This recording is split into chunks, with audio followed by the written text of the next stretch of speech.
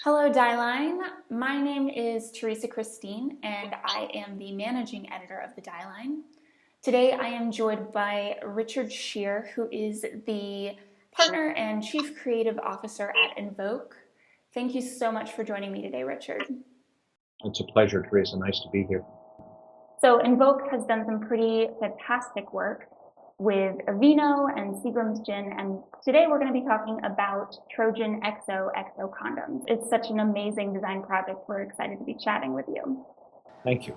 So the first thing I wanted to talk about is obviously these are condoms that both men and women would be comfortable purchasing, but Trojan did specifically want this to be more marketed towards women. So how did you design the packaging and the branding to be more of a unique and a more pleasant experience for women who are buying condoms? Sure. Well, as I said at the conference, when Debbie kind of asked me that, we took a look at the entire structure. First of all, as I think you know, this is both a graphic design assignment as well as a structural design assignment. And the structure really had something to do with the concern that both men and women had in purchasing the product at retail. So we looked at all components of the structure and made sure that they were something that encouraged purchase, and I'll be specific about that, encouraged use throughout the process as well. The outer sleeve, for instance, that contains the retail graphics is something that slides off once the person brings it home, slides off, and it then becomes a very discreet container or vessel for the condoms themselves, so that they keep them at their bedside table or the vanity, or wherever they want to keep them in a very discreet way. In fact, I even heard from a college student who says, "I'm not embarrassed to keep them in my dorm room anymore," which is sort of a wonderful thing. And so the sleeve comes off, the retail graphics are gone, and the boldness and so forth needed on shelf are gone, and it becomes a much more discreet package. Secondly, the carton itself is a flip top that's reusable and refillable and so forth. Thirdly, the paquette, which is the third component, allows you to put one or two condoms in it and take it in your purse or your bag or your backpack and protect the product from usage without having to carry a whole box around or subject the foil itself to possible damage. And lastly, the foil itself doesn't have, which is much more typical, a very strong, bold, admittedly often masculine logo on it. It has a very discreet little pattern in black and silver, which is sort of a unisex approach, and something that would be decorative, but not overpowering it as well. Definitely, and I think what stands out to me about Trojan XOXO is how sophisticated it looks compared to even just what Trojan condoms, I think what people are used to seeing, and so that's why it's so refreshing. So in designing something that is more geared towards women, how did you avoid pink washing the product in the packaging? Well, first of all, the package isn't pink to start with. It's sort of a purplish blue. We were extraordinarily sensitive to that idea from day one. I mean, the last thing that Church & Dwight, our client, wanted to do was let's use a razor business analogy, was to make a pink razor.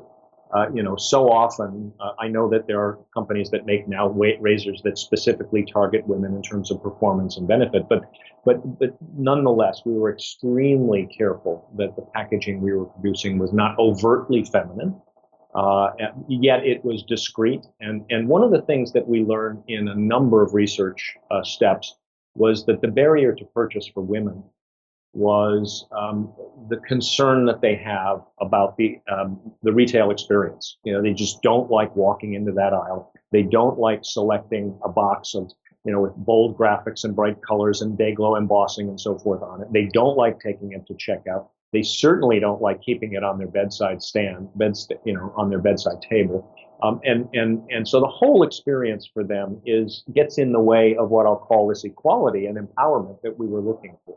And empowerment, I think, is an important word. This was not about trying to pretend this was the same old product, just pink, created in a pink box or something like this. Not only is the condom itself different, and I can't really go into the technology because I'm not a designer of the condom itself, but we wanted to make sure the whole experience was something that everyone would feel better about. So pink washing was something we were extraordinarily sensitive to, careful about. And you'll notice that the foil itself is black and silver. That's not something a woman would feel embarrassed handing to their partner. It's not something that a man would feel embarrassed about using.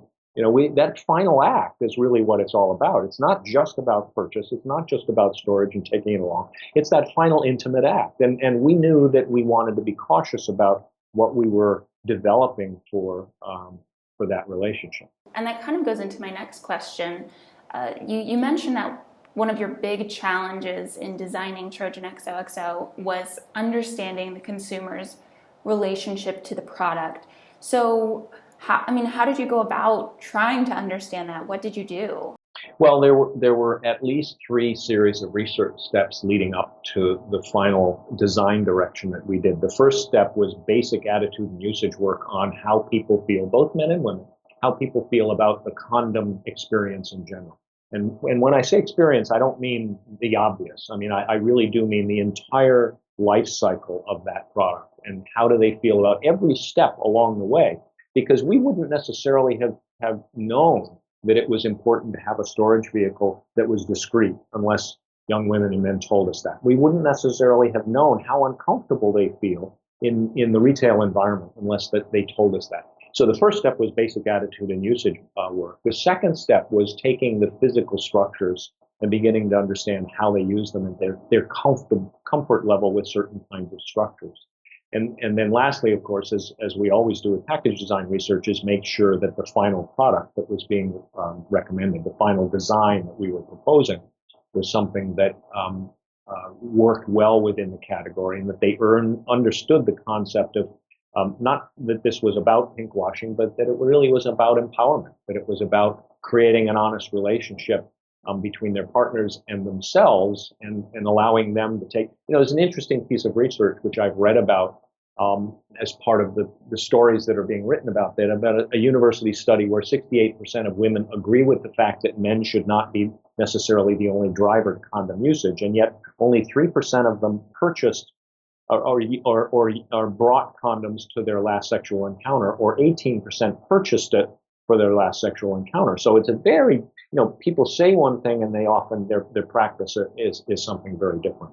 And it's so interesting that you just talk about it's an entire life cycle of the product, and it's not just like seeing it on the shelf.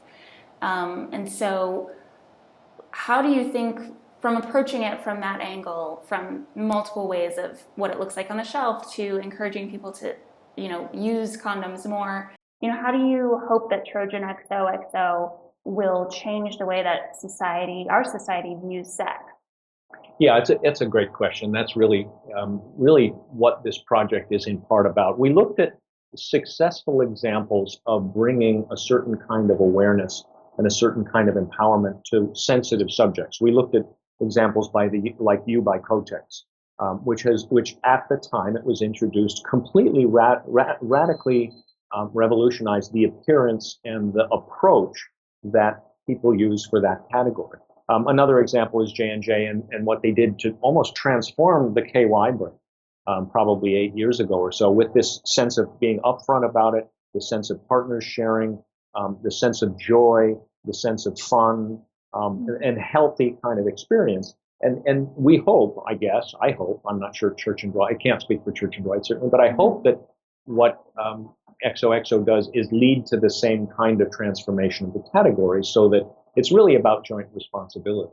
And so far, much of the condom category is about imposing the responsibility on a man, assuming that will take place, and then unfortunately having not the same kind of support for women in so many other ways. Well, thank you so much for chatting with me, and congratulations. The design looks fantastic. Right, super. Thank you, Teresa. Bye.